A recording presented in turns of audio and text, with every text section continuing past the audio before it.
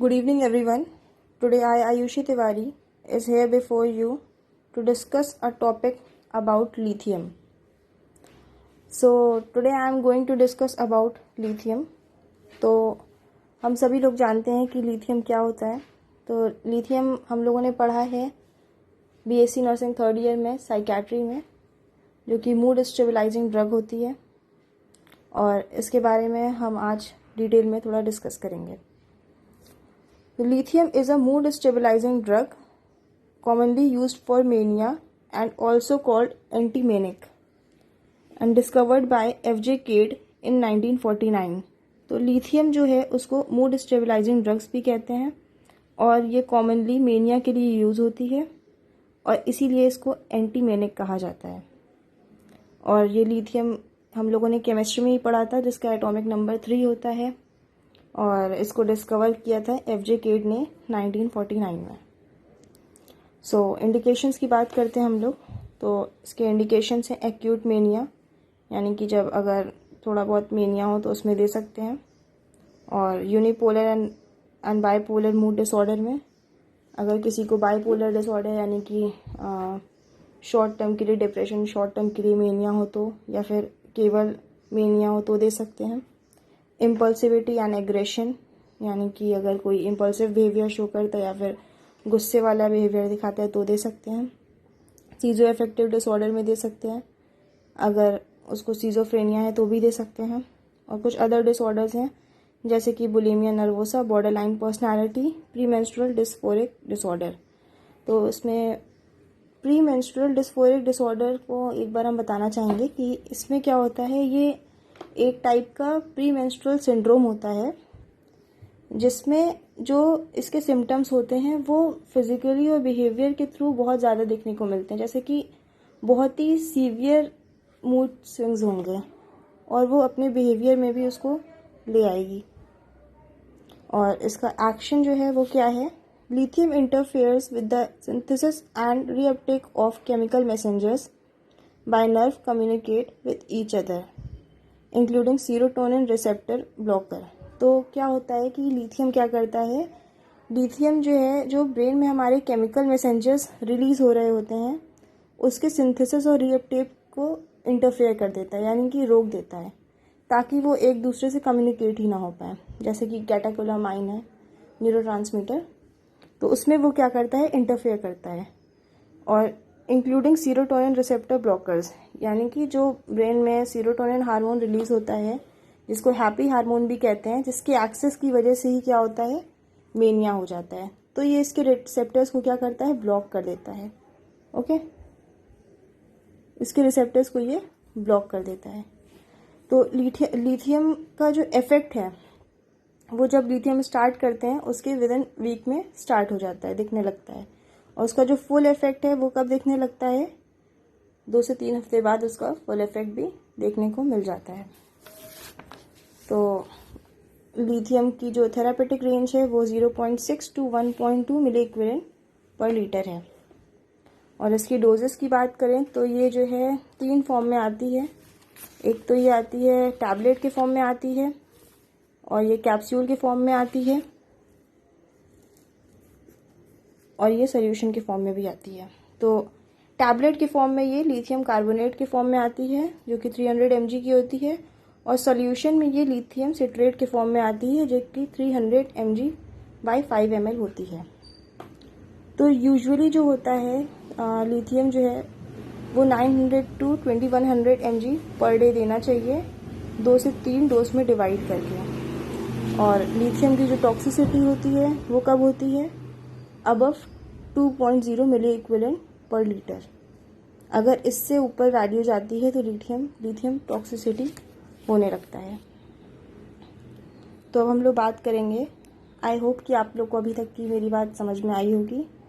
Actually थोड़ा जल्दी इसलिए चल रहे हैं कि जितनी ज़्यादा लॉन्ग वीडियो होगी उतना आप लोग को समझने में थोड़ा शायद बोरिंग लगे, तो इसीलिए इसको थोड़ा सा जल्दी समझा रहे हैं, और इतना इसमें कोई समझने वाली बात है भी नहीं. तो इसके हम लोग कॉमन साइन और सिम्टम्स की बात करते हैं, या कि साइड इफ़ेक्ट्स भी कह सकते हैं, साइड इफ़ेक्ट्स भी इसको बोल सकते हैं. तो साइड इफ़ेक्ट्स हैं इसके या फिर कॉमन साइन और सिम्टम्स हैं लिथियम लेने के बाद। फाइन हैंड ट्रेमर्स, यानी कि हाथ शेक कर सकते हैं, dry mouth, headache, confusion, weight gain, muscle weakness, increase thrust, increase frequency of urination, mild nausea and vomiting, kidney problems and thyroid problems. Okay, तो ये सब चीज़ें हो सकती हैं, जैसे कि उसका वेट गेन होगा, मसल्स में वीकनेस आएगी, प्यास बढ़ेगी तो वो पानी पिएगा, ज़्यादा पानी पिएगा तो उसकी जो फ्रिक्वेंसी है यूरिनेशन की वो इंक्रीज़ होगी, नोजिया वॉमिटिंग भी लग सकती है, और लिथियम किडनी प्रॉब्लम्स भी कॉज करता है। तो हम लोग बात करेंगे लिथियम टॉक्सिसिटी। अभी हम लोगों ने पढ़ा था अबव 2.0 मिली इक्विवेलेंट पर लीटर में होती है। तो वो ड्रग्स जो कि लिथियम की टॉक्सिसिटी को और बढ़ाते हैं वो कौन कौन से होते हैं? NSAIDs यानी कि non steroidal anti inflammatory drugs होते हैं, डायूरेटिक्स होती हैं, SSRI होती हैं यानी कि selective serotonin reuptake inhibitors, antipsychotics. तो ये कुछ ड्रग्स हैं जो कि लिथियम की टॉक्सिसिटी को और बढ़ाती हैं। तो इफ़ेक्ट्स क्या हैं लिथियम टॉक्सिसिटी के, यानी कि लिथियम टॉक्सिसिटी के साइड इफ़ेक्ट्स और क्या होंगे? तो वो इंक्लूड करते हैं हम लोग ट्रेमर्स, ट्रबल वॉकिंग यानी कि चलने में दिक्कत होती है, ऑल्टर लेवल ऑफ कॉन्शियसनेस यानी कि जो कॉन्शियसनेस का लेवल है वो ऑल्टर्ड हो जाता है, लेथार्जी थकावट सी लगती है, हाइपर रिफ्लेक्सिया यानी कि जो इसके एक्शंस हैं, रिफ्लेक्सेस हैं, वो बहुत ही ज़्यादा बढ़ जाते हैं, उनका लेवल इंक्रीज़ हो जाता है, पेशेंट कोमा में भी जा सकता है। और नेफ्रोटॉक्सिसिटी, ये बहुत इंपॉर्टेंट पॉइंट है। जो लिथियम का इफेक्ट है वो किडनीज़ पे बहुत पड़ता है, तो किडनी प्रॉब्लम बहुत जल्दी ये शो करता है, जैसे कि आपका नेफ्रोटिक सिंड्रोम हो गया या फिर आपके किडनी में स्टोन्स भी हो सकते हैं, इससे बहुत जल्दी हो जाते हैं। तो ये सारी चीज़ें हैं जो कि बहुत जल्दी पकड़ती हैं। तो किडनीज़ में प्रॉब्लम होने के चांसेस लिथियम में सबसे ज़्यादा होता है। अभी शायद हम लोग आगे डिस्कस करेंगे कि अगर सीवियर साइड इफ़ेक्ट्स इसके बहुत ज़्यादा हो जाते हैं तो पेशेंट को डायलिसिस पे भी रखना पड़ सकता है। उसके बाद हम लोग लिथियम की टॉक्सिसिटी के मैनेजमेंट के बारे में डिस्कस करेंगे। डिसकंटिन्यू द ड्रग इमीडिएटली, यानी कि अगर उसके साइड इफ़ेक्ट्स इस तरह के देखने को मिल रहे हैं लिथियम टॉक्सिसिटी के, और ब्लड में जो लिथियम की वैल्यू है वो बढ़ी हुई दिख रही है 2.0 मिली इक्विवेलेंट पर लीटर से, तो हम लोग ड्रग को इमीडिएटली बंद करेंगे।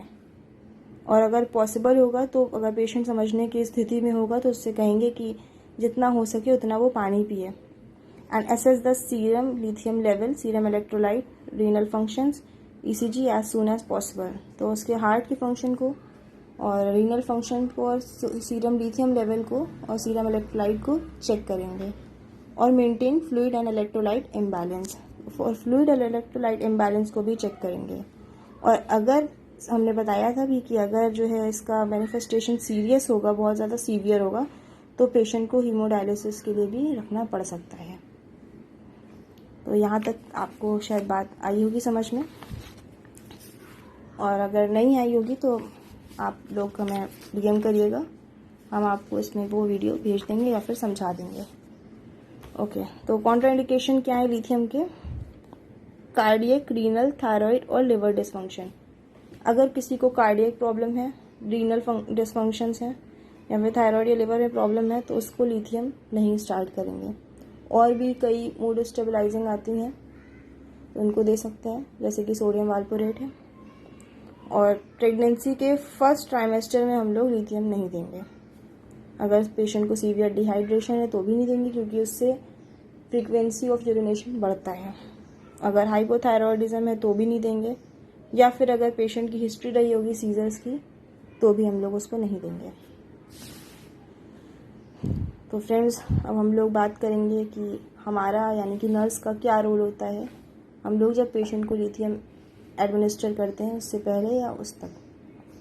तो इसमें हमने सारे रोल नहीं लिखे हैं क्योंकि सारे रोल कॉमन होते हैं, कुछ खास रोल हमने लिखे हैं, जैसे कि lab value should be assessed for a client taking lithium like CBC, serum electrolyte, KFT, thyroid function, etc. तो हम लोग क्या करेंगे, लिथियम को एडमिनिस्टर करने से पहले ये सारी value CBC, serum electrolyte, KFT यानी कि किडनी फंक्शन टेस्ट और थायराइड फंक्शन टेस्ट सब चेक करेंगे हम लोग, और उसके बाद भी चेक करते रहेंगे।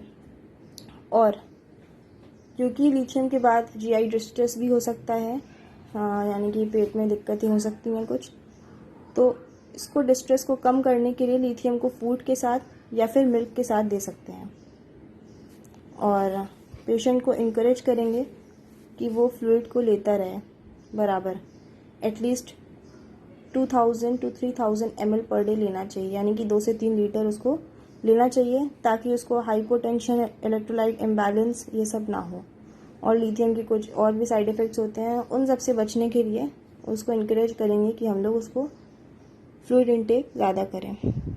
और पेशेंट को तो शायद ना इतना सा मतलब समझ में आए, लेकिन उसकी फैमिली को ज़रूर हम लोग बताएंगे कि लिथियम के बाद फॉलोअप केयर बहुत इम्पॉर्टेंट है, क्योंकि उसके बाद जो है कई सारे टेस्ट होते हैं वो हम लोग को चेक करने चाहिए, जैसे कि हर 6 महीने में ब्लड सैंपल लेना चाहिए, ताकि इलेक्ट्रोलाइट फंक्शंस टेस्ट करें, यूरिया, क्रेटिनिन का लेवल चेक करें, किडनी फंक्शन टेस्ट को चेक करें, और भी जो वैल्यूज़ हैं उनको चेक करें, ताकि लिथियम की बॉडी में टॉक्सिसिटी तो नहीं हो रही है, इसको हम लोग पता लगा सकें। सो थैंक यू फ्रेंड्स, हमने जितना हो सकता था लिथियम के बारे में बताने की कोशिश करी, और आपको नोट्स हम डाल देंगे इंस्टा के पोस्ट पे, तो आप लोग देख लीजिएगा। Okay, thank you.